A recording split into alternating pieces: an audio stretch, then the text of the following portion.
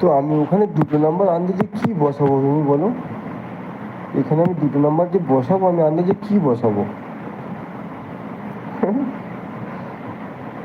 আচ্ছা, হে ভগবান, এই ফাইভের পরে কি আছে দুটো আমাকে একটু বলে দাও ভগবান, একটু বলে।